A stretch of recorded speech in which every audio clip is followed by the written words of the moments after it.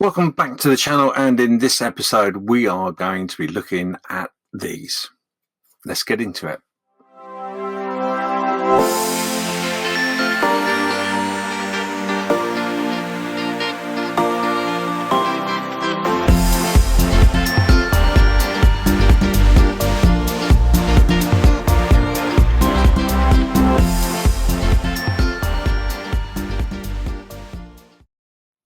Hi, as I said, in this episode we are going to be doing a review on these wonderful things. So I purchased these from Gaahleri a little while ago, and these are the set of 10 metallic colours. Can't say I'm a massive fan of marker pens, but I wanted to give these a fair shout and a review, and I want to share my findings with you. So let's have a quick look at the tub. The tub comes like this, clearly. 10 marker pens in there. So the colours that are in the range are aluminium, stainless steel, dark iron, gunmetal, zirconium black, red copper, dark gold, scorched gold, and flashy gold. Meant to be really good for Gundams and that sort of thing. Obviously, marker pens are acrylic marker pens are certainly on the market at the moment, and much loved by many. So let's have a look aside. Clearly, these are the colours, but how accurate these actually are, we'll let you know. The instructions are just here inside the lid. It says to shake them well before you use them. Stand them upright, press the nib down to let any air out for the first time, and then turn it over. Press the nib down to allow the ink, acrylic ink, to soak into the nib. So they're the instructions. That's the box. How are we going to check these out? So first of all, we'll take them out of the pen, out of our tub, and let's have a look, see what they look like. So the first thing you'll notice is, we push those to one side, just as a random one I picked up. So I picked up here the gunmetal, and as you can see, it's got a number there, a 05. It's got a swatch, if you like, or a little ring of the colour there as well, and obviously the lid has a colour on there. But what we're going to do to test these is I have got the good old trusty spoon. So as you can see, these are clear spoons, and what I'm going to do is I'm going to put a bit of primer on those. Different colour primers, actually. I'm going to try a couple of primers just to see how they react. But what we'll do is we'll spray those up next. So let's head over to the spray booth.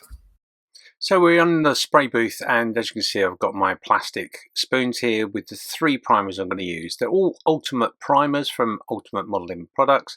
We're going to start with a white, then onto a black, then onto a gloss black. This way we've got some pretty good coverage on an acrylic primer.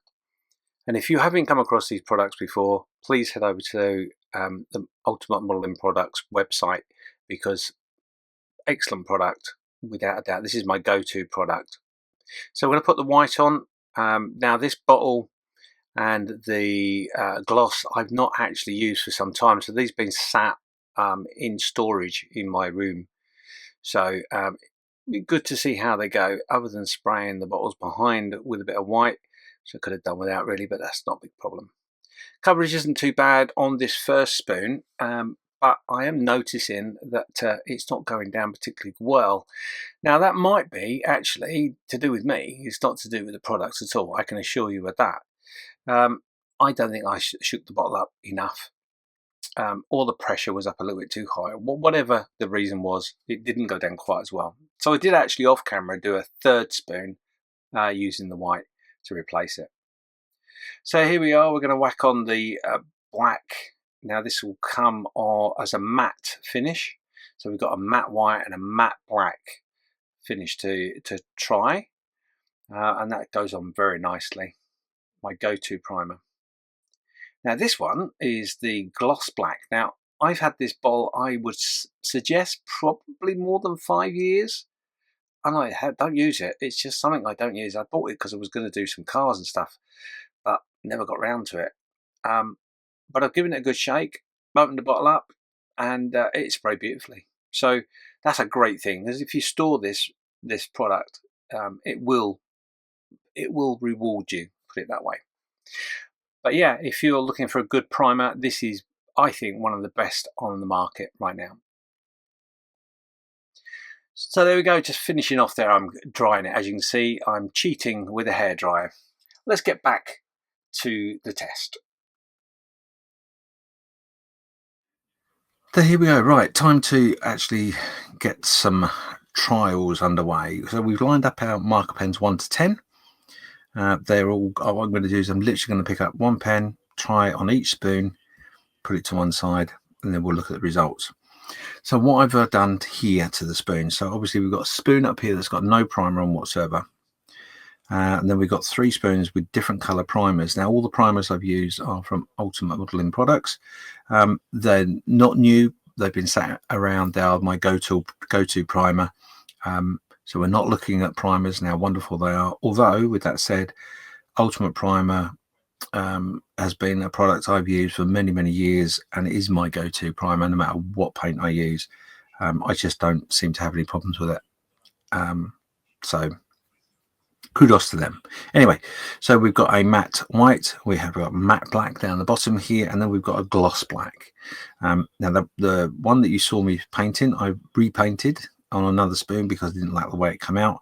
The gloss black, it's not perfect, but again, that's down to the age of the paint, not down to the product. So although I think maybe I didn't shake it well enough, or it doesn't matter.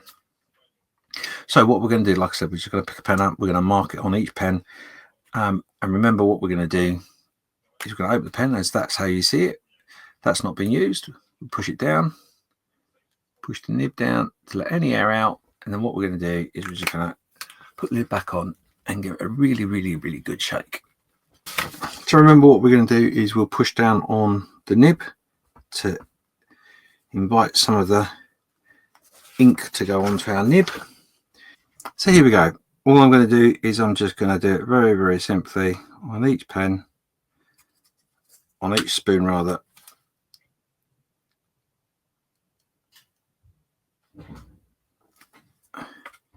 Now you'll notice I'm doing it quite roughly, and I've done that on purpose.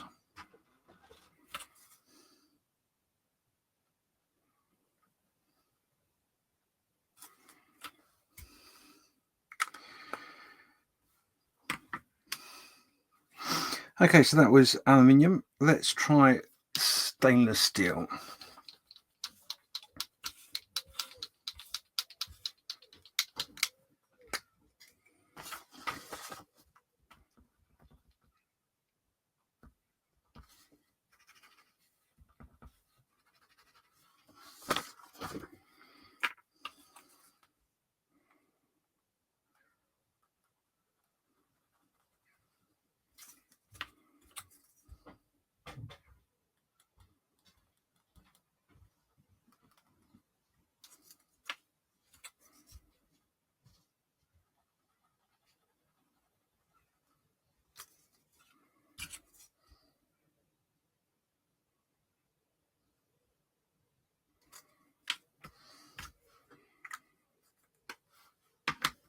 Stainless steel.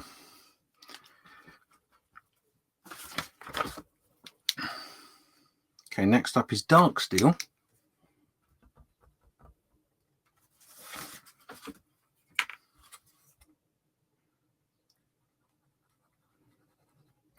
As you can see, I'm just literally using it like a felt tip, if you like, doing a little bit of colouring. I'm not being overly careful with the way in which I put this on, and I'm doing that for a reason, because I want to see how the ink flows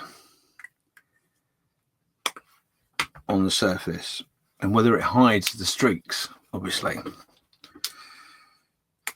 So we're going to go to our next one, which is dark iron.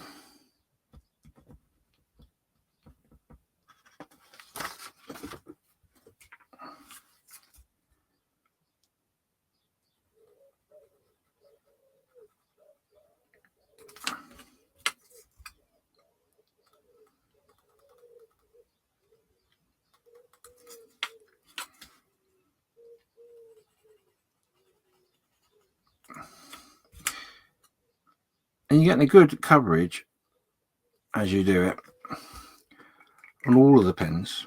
They're all behaving very much the same.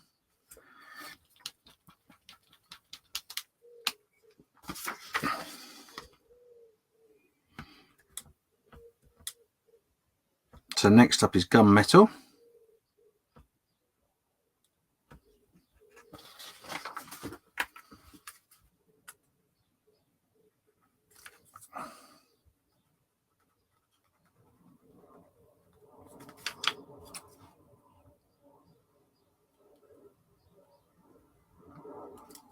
And obviously the other thing I want to do, the reason I did the gloss primer is not something I really use, hence why it's a full bottle on.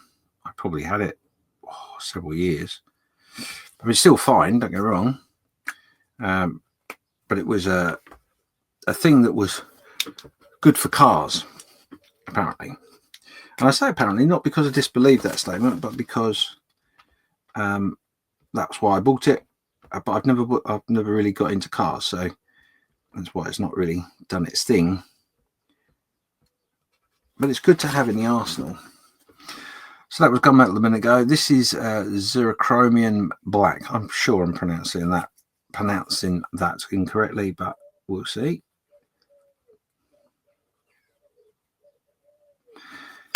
Put your comments in there if you know better, because I'm sure I'm doing it wrong. Obviously on the black primer that's not coming out very well at all, but fully expected that.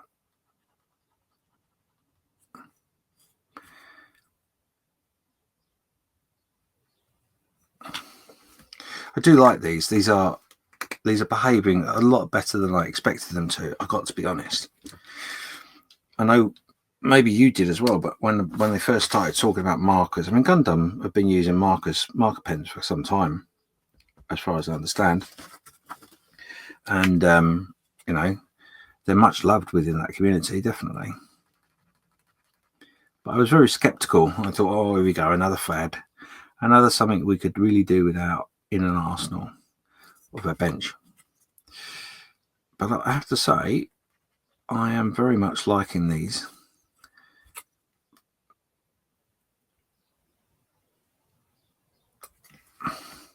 That was red copper. I didn't tell you that before I did that, but that was red copper. Again, that's quite an interesting colour. And I'm priming these obviously as I go along. This has not been used at all, any of these. Next one up is number 8. This is dark gold. So I'm going to go in reverse this time. And you can see how that's behaving as I'm putting it on there.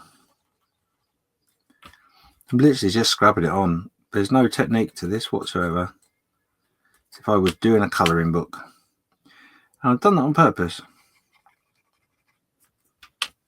There we go. That was dark gold. Now scorch gold. Piece of paper just off screen there as I prime my pen.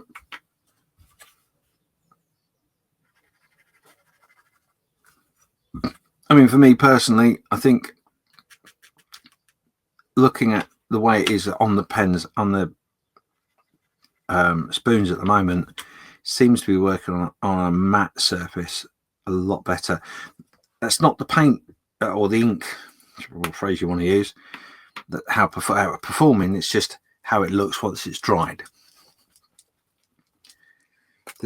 Going on to the spoons exactly the same, no matter whether it's a gloss finish or not, and even in fairness to the non-prime surface, it's behaving just the same. So this is the last one out of the 10. This is flashy gold.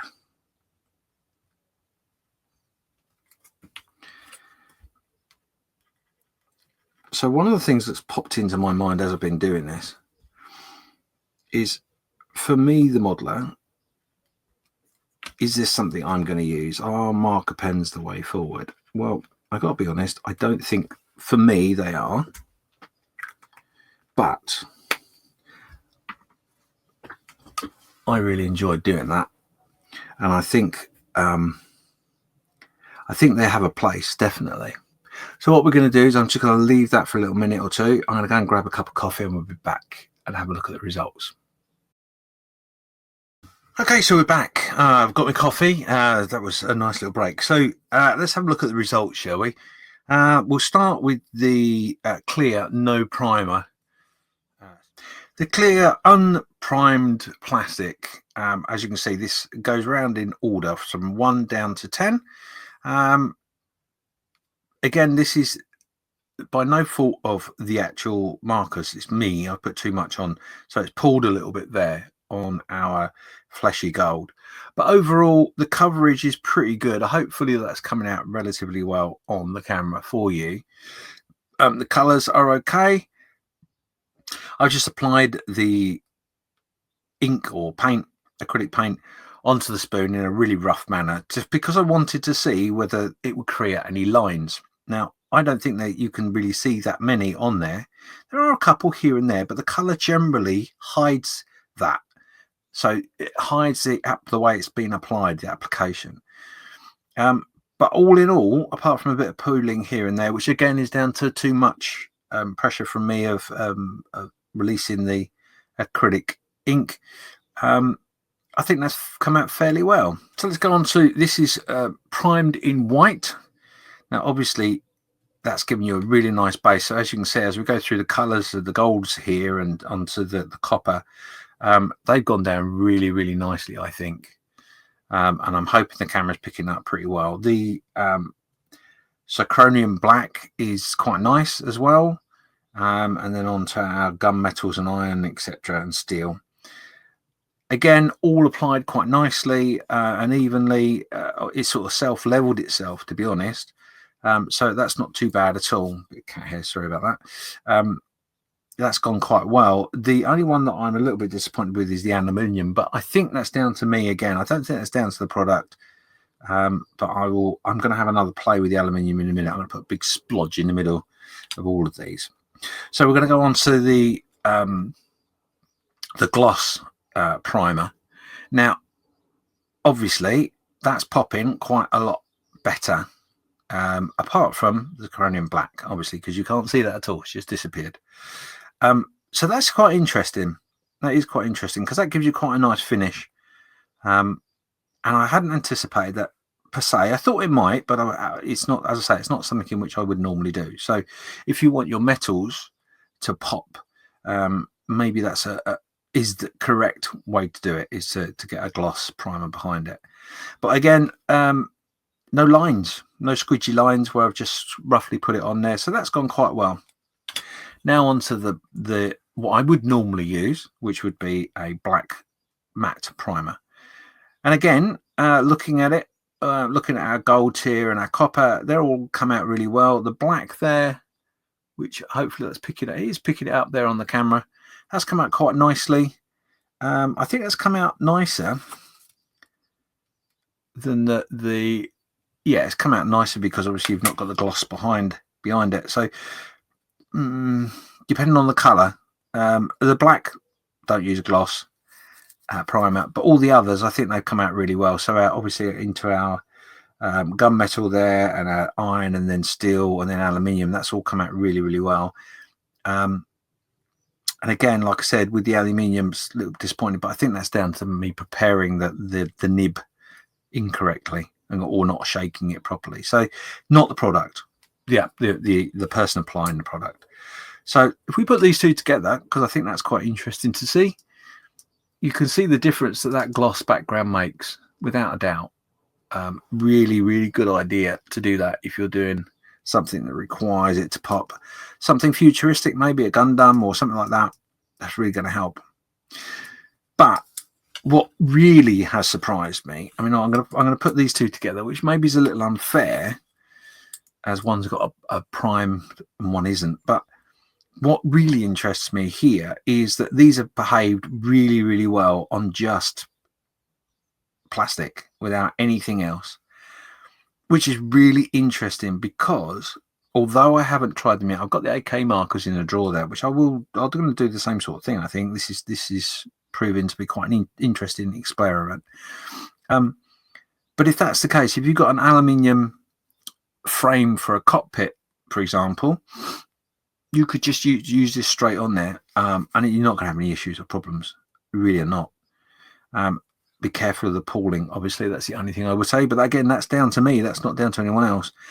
But remarkably, the other thing that's really, really exciting about this, I think, is bringing new people into the hobby. So obviously, airbrushing, all that sort of stuff, it's, you know, time consuming. It's a bit of a pain to get the setup right, etc., etc. So if you've got someone new to the hobby, especially children, you really want something that's a pick up and go. And these are a pick up and go. You can literally pick up an Airfix quick kit, pick up some marker pens, bingo, off you go. And I think that's going to work really well. And I think what I'm going to do is I'm going to do exactly that. I'm going to pick up an Airfix quick kit or something and use some marker pens on it to see how that goes. So for me, I think actually these are most definitely something to have in the arsenal for you. I've used them on this. So this is the landing gear of a 148th B26 to B24, sorry. And as you can see, I didn't prime this plastic. I just literally just splodged it on there, and it's gone really, really, really well. So I'm super impressed by that. That's a game changer for me. So let's do a quick roundup of the 10 metallic colors from Gaahleri. They're water-based acrylic markers. Wow, I think is a really good way of summing up. I'm very, very impressed with them. As you can see, we've done them on a range of spoons there in different ways, and the results have all come out pretty good. I'm not going to lie. I think this is a definite must for your bench.